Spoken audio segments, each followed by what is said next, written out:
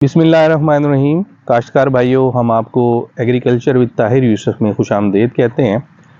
आज हम बात करेंगे गंदम में लगने वाले पानियों के बारे में। जैसे कि आप लोग जानते हैं कि इंसानों के अंदर खुराक की तरसील जो होती है पूरी बॉडी में खून के ज़रिए होती है।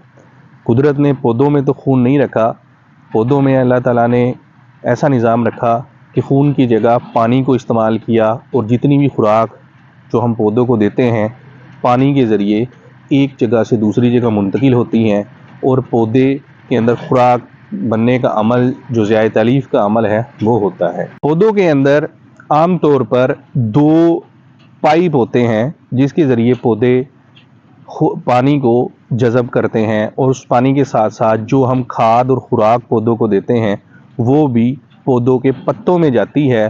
पत्तों में कुदरत ने एक ऐसा निज़ाम बनाया है, सूरज की रोशनी की मदद से खुराक बनती है और ये खुराक मुख्तलिफ़ किस्म के पौधों में, किसी में फल की शक्ल में, किसी में दानों की शक्ल में पौधों के ऊपर लगना शुरू हो जाती है, जिसको हम अपने फ़वाइद के लिए इस्तेमाल करते हैं।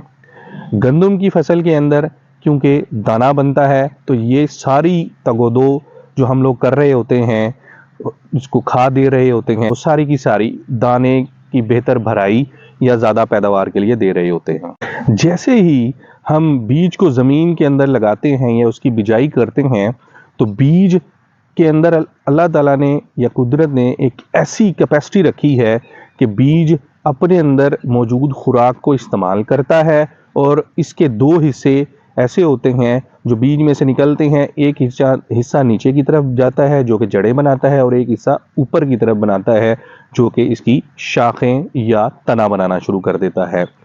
गंदम की बिजाई के वक्त हम आमतौर पर पानी नहीं लगाते, वो आमतौर पर जहाँ पे चावल लगा होता है या पिछली जो फसल होती है उसकी नमी को, उसी के वत्तर को हम इस्तेमाल करते हैं।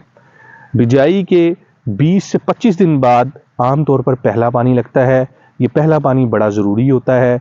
इस पानी से जो परमानेंट जड़ें होती हैं वो बनती हैं और जो झाड़ बनने का अमल है वो अब पहले पानी के बाद बनना शुरू हो जाता है। काश्तकार भाइयों, गंदम के अंदर जो पहला पानी है वो आप 20 से 25 दिन बाद लगाएं। 20 से 25 दिन बाद जब आप पानी लगाएंगे तो होगा ये, गंदम के बीज को लगे हुए 20 से 25 दिन हो चुके होते हैं और उसकी जो पहली जड़ें हैं, जो परमानेंट जड़ें हैं वो बनना शुरू हो जाती हैं और फिर झाड़ बनने का अमल जो है वो बड़ा तेज़ होना शुरू हो जाता है। यही वो टाइम होता है जब गंदम का पौधा उस पानी को इस्तेमाल करता है, उस पानी में मौजूद खादों को या खुराक जो आप दे रहे होते हैं उसको इस्तेमाल करता है और अपनी सारी कोशिश जो है वो झाड़ बनाने के अमल में लगा देता है। गंदम के पौधे का दूसरा पानी आमतौर पर 45 से 60 दिन बाद लगाया जाता है। ये पानी अपने लिहाज से तो अहमियत का हामिल है, लेकिन कोई इतनी अहम स्टेज गंदम की इस पे नहीं होती। आमतौर पर ये गंदम में बढ़ोतरी का अमल हो रहा होता है जिसमें गंदम के पौधे का कद बढ़ना होता है। काश्तकार भाइयों, जो सबसे इम्पोर्टेंट पानियों में से एक जो है वो तीसरा पानी है जो आमतौर पर 80 से 90 दिन की फसल जो है उस पे लगता है। इस पानी में जो गंदम का पौधा है वो गोब की हालत में होता है। गोब की हालत क्या होती है? गोब की हालत वो होती है जिसमें गंदम के तने के अंदर सिट्टा बनना शुरू हो जाता है, उसमें दाने बनते हैं और एक्चुअल दाने ही हमारी पैदावार होते हैं।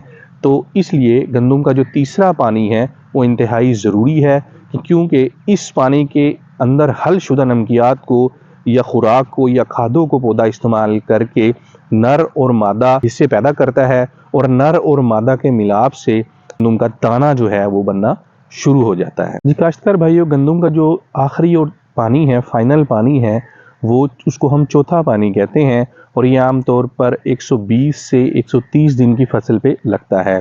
और इस पानी के अंदर पौधा जो है वो दूधिया हालत में होता है। दूधिया हालत वो हालत होती है जब दाने के अंदर भराई का अमल शुरू होता है, दाने के अंदर खुराक बनने का अमल, खुराक की स्टोरेज का अमल होना शुरू होता है।